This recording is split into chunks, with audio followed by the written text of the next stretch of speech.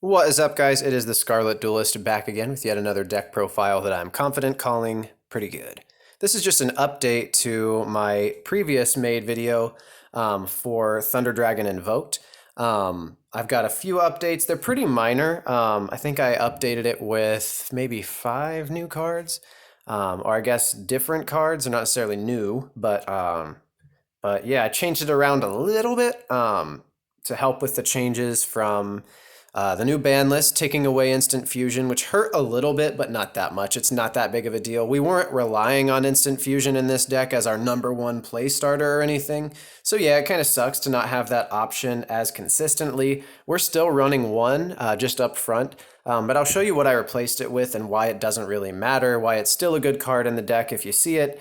And why it's not that big of a deal for this deck specifically. I don't think that other decks can utilize it as well as we can when they could be just running other cards. I said that weird. I stuttered on accident. When they could be just running other cards is what I meant to say. English. It's my first language. I have no excuse. But I think it's still a really great deck, guys. I think this is one of my most competitive builds yet. It can go first or second. I optimized it a little better to be okay at going first just because of its ability to put out interruption. I underestimated that in my last build by far, and I think I optimized that one to go second because I was afraid of going first with a deck like this. But now that I had my eyes opened, you know, can I just, okay? Now that I've had my eyes open to some other plays by a couple friends, I'm like, oh yeah, this deck can rocket going first. Did I just say rocket? F that deck. I'm just kidding. I don't have any feelings towards that deck. But yeah, let's go ahead and get started. I'm going to try to go a little quicker through the profile just because I did just make it and it's not that different. So I'm not going to explain every single card as in depth as I normally would on a new profile or if it's been a while.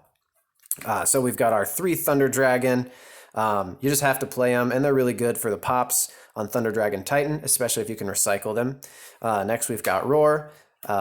He is our special summon guy upon banished or leaving the field. Really, really great card. Next, we've got Dark. Searches any Thunder Dragon card when it's banished or it leaves the field, and it also can quick effect discard to search itself, which pops off Titan, which is really nice. Next, we've got Thunder Dragon Matrix, our attack and defense augmenter, permanent boost, by the way, which is really nice. And then it also searches itself when banished or sent from the field to the grave. Next, we've got 2 Hawk. I'm still rolling with 2. I don't think 3 is necessary in this build. Just because we're not making Colossus, it's a little less important to activate Thunder Dragon cards in your hand. If we had Colossus back, maybe I'd run it at 3, but still rolling with 2. Last of our Thunder Dragon cards is Thunder Dragon Duo. One's great, it's very searchable, and you use it when you need it. You're not really hoping to open on your Thunder Dragon Duo very much, unless you're going to plan to use it as an allure target at that point, because it's pretty much useless in your opening hand because you've got nothing in the graveyard yet. Next, we've got 2 Chaos Dragon Levianeer. Now that this guy is affordable, your boy owns some. And it's very, very nice for when you lose that die roll and you can't go first, because we can't play like we're going to win the die roll every time and get to go first. So I think it's really important to have plays in your deck that are not just specifically for one or the other. I think when we over-optimize, that's when we run into trouble. So that's why the Levianeers are in there, even for going first, because they can combo still going first, but also they help a lot with poking away things and removing things from your opponent's board going second. Very versatile card. Next, we've got 2 Aloof Lupine. You know what this guy does, the banish for banish, and plus off of it, you know? Then you got a link material here too. Next, for our last of our normal summons, we've only got 5 normal summons just because we don't like being too dependent on them. We've got our 3 Alistair to get our invocation and get plays rolling with the invoked plays. Then we've got, this is part of the update with the instant fusion hit. I updated 2 Thunder Dragon Fusion to 3. I found that it's great this way. It's more consistent. You can get to your Titan easier, especially now that we are also running Verte Anaconda. So what happens is if you're in a pinch, make Anaconda as a kind of an insurance policy. As long as you've got the right materials in grave, hand, or why can't I think? Oh, not hand, I'm sorry. field or in your graveyard or in the banished zone. As long as you got those materials ready, this card is viable with Anaconda, even if you couldn't get to it using your other methods, which are still easy ways to get to it, on top of it being a consistent 3 of. Next, we've got 3 Pot of Greed in this deck. Allure becomes Pot of Greed because you plus off a plussing, plus ultra, go beyond, you know? Yeah, so love this card in this deck. It's amazing. I hope they never hit it. Next, we've got Magical Meltdown, which you know are more copies of Alistair, and there's your 7th copy right there. So that helps a bunch with consistency. Then we've got our 2 Invocation. If you have 3, great, not necessary. But I will say, just real quick on Invocation, remember that it is a generic fusion spell as well. So if you're in a pinch and you just have Invocation, no Alistairs, and a bunch of Thunder Dragons in hand, you can still make a Titan and maybe have an interruption to go. That's not ideal, of course, but sometimes you got to do what you got to do. Not every deck is unbrickable. All decks do it.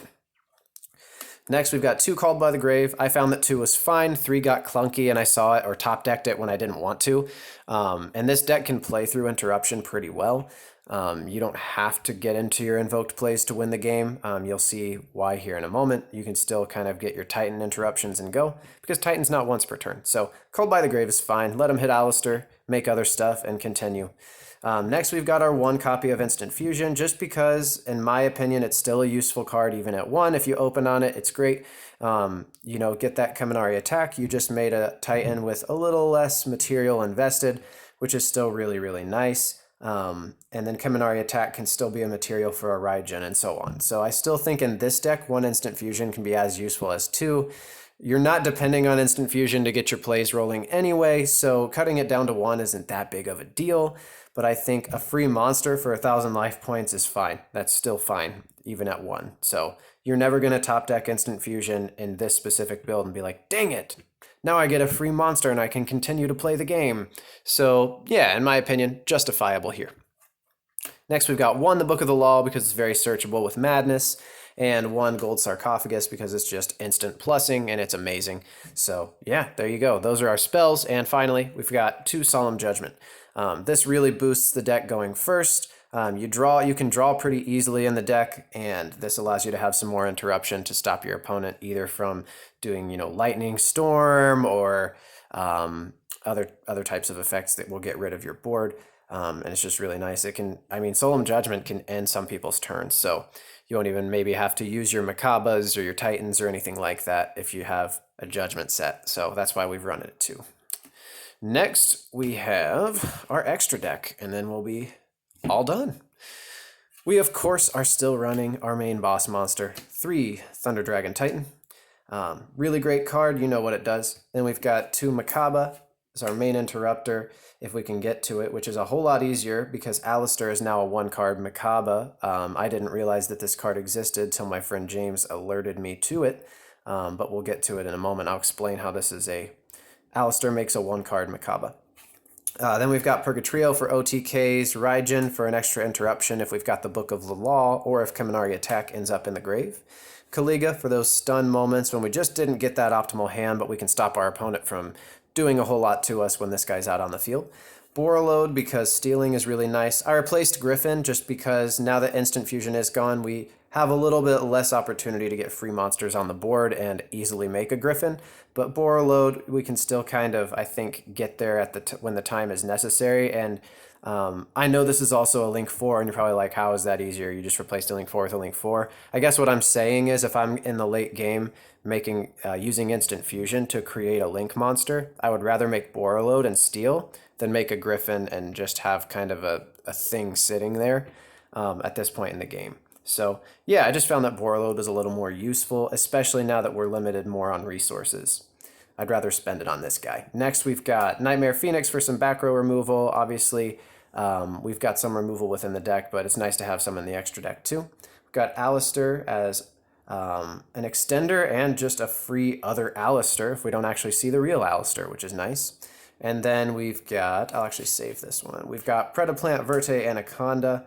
I know controversial right now, seeing a lot of hate due to the fact that Dragon might be coming here, but You know, I don't think it should exist either, guys, but as long as it's legal and affordable, you might as well play it to your own advantage. So pick it up for this deck. It'll help very much. Next, we've got Almirage for when we want a one-card Purgatrio.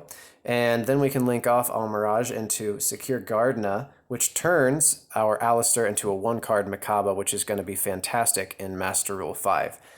Because we no longer have to put it in that extra monster zone. So yeah, guys, this deck rips. Definitely pick it up if you haven't already.